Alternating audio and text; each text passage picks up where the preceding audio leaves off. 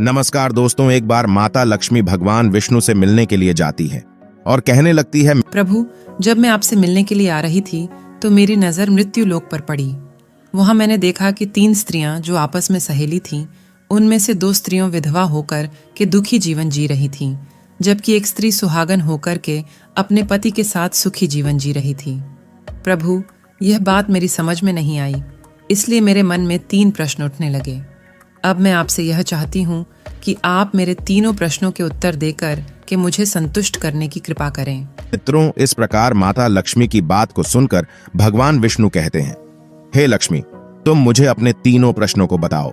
मैं तुम्हें तुम्हारे प्रश्नों के उत्तर देकर के पूरी तरह संतुष्ट करने का प्रयास करूंगा। अब माता लक्ष्मी कहती है, प्रभु, मेरा पहला प्रश्न है, कौन सी स्त्री समय से पहले विधवा हो जाती है? मेरा दूसरा प्रश्न है, कौन सी स्त्री को जीवन में कभी सुख नहीं मिलता?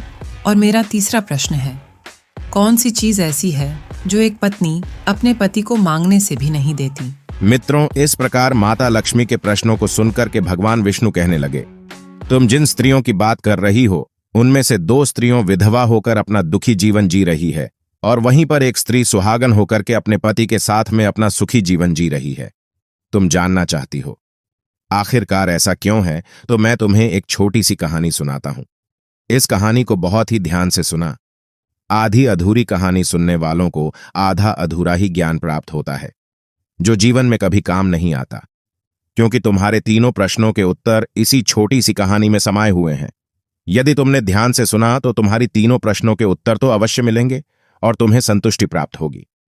मित्रों, माता लक्ष्मी कहती है, प्रभु, मैं आपकी बात से सहमत हूँ। आप कहानी शुरू करो।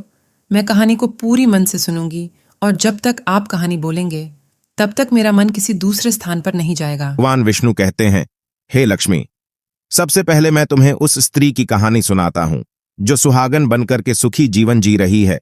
जिस सुहागन स्त्री की तुम बात कर रही हो, वह स्त्री एक राजा के नौकर की पत्नी है, और जिस नौकर की वह पत्नी है, उस नौकर को अपनी पत्नी पर पूर्ण विश्वास और भरोसा है कि वह पतिव्रता है, जिसकी महिमा वह अपने साथियों में बार बार करता है। अब देखो, एक दिन की बात है, उस राजा के नौकर ने अपनी पत्नी की प्रशंसा इतनी की, यह बात धीरे धीरे फैलते हुए राजा के दरबार तक पहुंच गई। फिर तो राजा ने अपने नौकर को बुलाया और उस नौकर से कहा कि तुम हर किसी से कहते हो कि तुम्हारी पत्नी पतिव्रता है। क्या वास्तव में आपकी पत्नी पतिव्रता है? क्या आपको पूर्ण विश्वास है?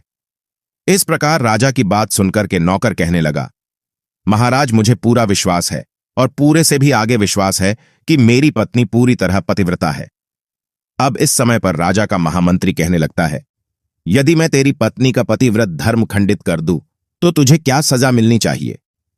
फिर तो नौकर ने कहा, यदि तुम मेरी पत्नी का पतिव्रत धर्म खंडित कर देते हो तो महाराज मुझे फांसी लगा देना। अब उधर वह राजा का नौकर भी मंत्री से कहता है, यदि महाराज यह मेरी पत्नी का पत्नी व्रत धर्म खंडित नहीं कर पाए तो इनको सजा क्या मिलनी चाहिए? तो राजा ने कहा कि मंत्री को भी फांसी की सजा दी जाएगी।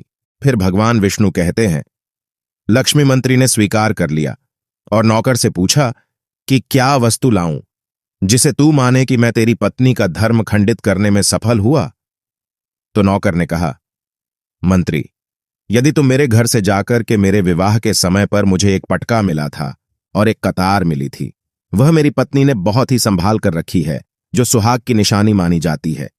यदि तू पटका और कतार लाकर मुझे दिखा दे तो मैं मान जाऊंगा कि मैं मेरी पत्नी का धर्म तूने पूरी तरह नष्ट कर दिया है। अब शर्त स्वीकार हो जाने के बाद में वह मंत्री शहर में जाता है और एक दुती से जाकर मिलता है। वह दुती हमेशा एक दूसरे से भिड़ने का काम करती थी और जो काम कोई नहीं कर पाता, वह काम करने में वह सक्षम थी। फिर इस प्रकार उस मंत्री ने उस दुती को अपने स्वार्थ के लिए बुलाया और द्वितीय से कहा कि देखो, इस नाम का एक व्यक्ति है, एक व्यक्ति, उससे मेरी शर्त लगी है। और फिर उसने उसे शर्त के बारे में उसको सारा कुछ बता दिया। फिर वह दुती से कहने लगा, तू कैसे भी करके उस स्त्री से मेरा संपर्क करवा दे, तुझे जितना धन चाहिए मैं उतना धन दूंगा। इस प्रकार मंत्री की बात सुनकर के दुती कहने लगी, भाई, तू उस औरत के बारे में बात मत कर, वह औरत पूरी तरह से पतिव्रता है, तेरी ओर थूकेगी भी नहीं, तेरी शक्ल भी नहीं देखेगी, और उनके परिवार के व्यक्ति खूंखार है, तेरी खाल उतार लेंगे। तो मंत्री कहने लगा, ठीक है, यदि तू मेरा उससे संपर्क नहीं करवा सकती है तो एक काम कर दे, उसके घर जाकर के पटका और कतार चुरा कर ला दे, और उसकी पत्नी के गुप्तांग के पास में यदि कोई चिन्ह हो तो वह चिन्ह भी मुझे देख करके बता दे। फिर मैं तुझे मुंह मांगा इनाम दूंगा। यह बात दुती की समझ में आ गई और उसने कहा, ठीक है, मैं तुम्हारा काम अवश्य करूंगी। नौकर शहर में रहता था। दुती नौकर के घर जाती है, उसकी पत्नी से जाकर बोलता है, बेटी, मैं तेरी पति की बुआ हूं, मैं कई वर्षों के बाद आई।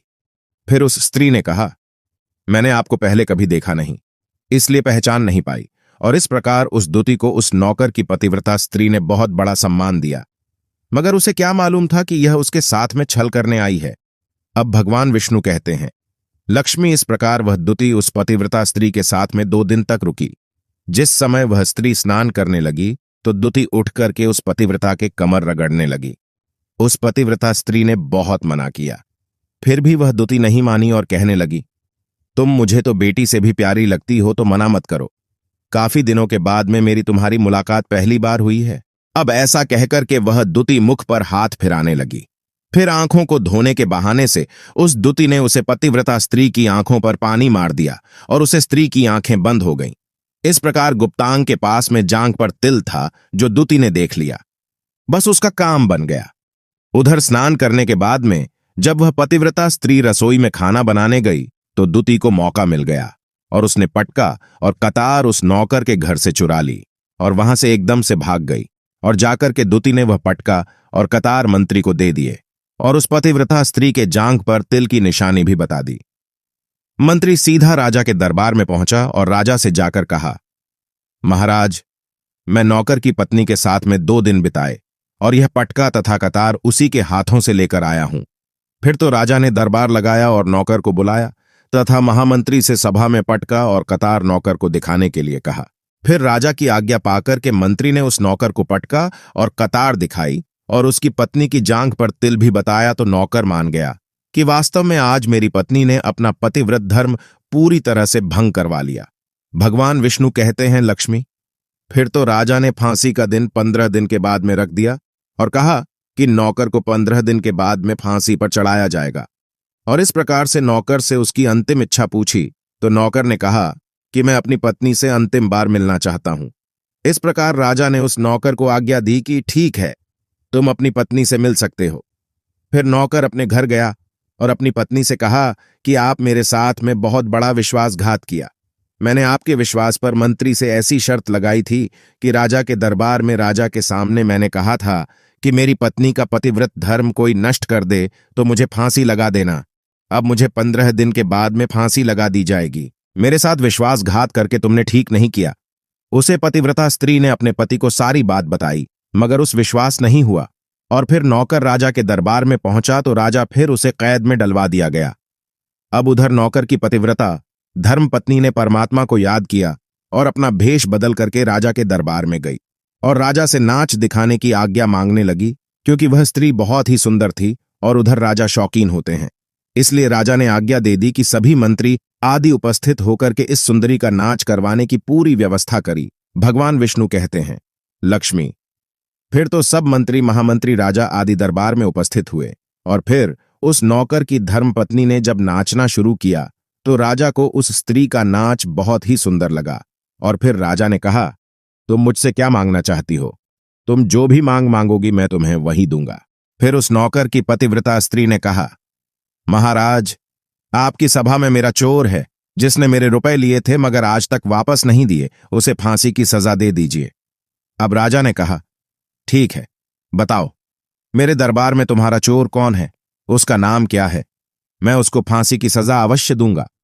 भगवान विष्णु कहते हैं, फिर उस नौकर की पतिव्रता स्त्री ने कहा, महाराज, आपका मंत्री मेरा चोर है, आप इनको फांसी की सजा अवश्य दें। अब उधर जैसे ही मंत्री ने सुना कि यह सुंदरी मुझे अपना चोर बता रही है तो मंत्री कहने लगा, महाराज, मैं कसम खाकर कहता हूं कि मैं इसका कभी कुछ नहीं चुराया है। मैंने इसे आज तक कभी देखा ही नहीं है तो मैं चोरी कैसे कर सकता हूं? मैं आज तक इसकी शक्ल ही नहीं देखी है। अब भगवान विष्णु कहते हैं, लक्ष्मी, जैसे ही मंत्री ने कहा कि मैं सुंदरी की आज तक शक्ल ही नहीं देखी है तो वह सुंदरी कहने लगी, महाराज, यह मंत्री मुझे जानता नहीं है, तो आप इससे यह पूछो यह पटका और कतार कहां से लाया था? मैं उस नौकर की पत्नी हूं जो आपके यहां पर नौकरी करता है, और आप मेरे निर्दोष पति को फांसी चढ़ने वाले हैं। अब मैं आपको पूरी दस्त सुनती हूं। यह जो आपका मंत्री है, इसने मेरे पास में अपनी एक दूती को भेज करके मेरी जांघ के दिल का पता लगाया, और उसी ने यह पटका और कतार चुरा करके इसको ला करके दी और आपके मंत्री के द्वारा भेजी गई। दूती जब मेरे घर पर आई थी तो उसने मुझसे कहा था कि वह मेरे पति की बुआ है और वह पहली बार आई है, इसीलिए मैं उसको पहचान नहीं सकी। और महाराज, जिस प्रकार मैंने उस स्त्री को अपने यहां पर बहुत बड़ा सम्मान दिया और अपने घर पर उसके ठहरने की व्यवस्था की, और इस प्रकार उस नौकर की पतिव्रता स्त्री की बात को सुनकर के राजा ने दूती को बुलाया। फिर उस दूती ने राजा को सारी सच्चाई बता दी, जिससे राजा ने उस नौकर को रिहा कर दिया और मंत्री को फांसी पर चढ़ा दिया। भगवान विष्णु कहते हैं, लक्ष्मी, इस प्रकार उस नौकर की पतिव्रता स्त्री ने अंत में राजा से कहा, महाराज, मैं अपने पति से बहुत प्यार करती हूं। मैं एक चरित्रवान स्त्री हूं। कभी भी मैं अपने पति का नाम तक अपने मुंह से नहीं लेती। भगवान विष्णु कहते हैं, लक्ष्मी, मेरी कहानी पूरी होती है। अब तुम अपने तीनों प्रश्नों के उत्तर सुनो। तुम्हारा पहला प्रश्न था, कौन सी स्त्री समय से पहले विधवा हो जाती है? तो जो स्त्रियां अपने पति का नाम लेती हैं, वह समय से पहले विधवा हो जाती है, क्योंकि पति का नाम लेने से पति की उम्र कम हो जाती है और समय से पहले ही उनके पति की मृत्यु हो जाती है। ऐसी स्त्रियां जो पति का नाम लेती हैं, समय से पहले ही विधवा होकर के एक दुखी जीवन जीती है। बस यही राज की बात है कि तुम जिन 3 सहेलियों की बातें कर रही थीं, उनमें से 2 विधवा थीं और एक यह नौकर की पत्नी थी जो पतिव्रता स्त्री थी। यह पतिव्रता स्त्री कभी भी अपने पति का नाम मुंह से नहीं लेती थी, और उधर वह 2 स्त्रियों जो विधवा होकर जीवन दुखी होकर जी रही है, वह हमेशा अपने पति का नाम लेकर ही बुलाती थी, जिसकी वजह से उनके पति की उम्र कम हुई और फिर वह दोनों स्त्रियां समय से पहले ही विधवा हो गई और आज वह दुखी जीवन जी रही है। इसलिए कभी भी स्त्रियों को अपने पति का नाम अपने मुंह से नहीं लेना चाहिए। अब तुम्हारा दूसरा प्रश्न था, कौन सी स्त्री को जीवन में कभी सुख नहीं मिलता है? तो समझ लो, जो स्त्रियां अपने पति के बिना अनुमति के किसी तीर्थ स्थान या उत्सव में जाती हैं, उनके जीवन में कभी सुख नहीं आता। ऐसी स्त्रियां जीवन पर दुखी रहती हैं और उन्हें पति का कभी प्रेम नहीं मिलता। भगवान विष्णु कहते हैं, लक्ष्मी, तुम्हारा तीसरा प्रश्न था कि ऐसी कौन सी चीज है जो एक पत्नी अपने पति को मांगने से भी नहीं देती? तो समझ लो, वह चीज गाली है।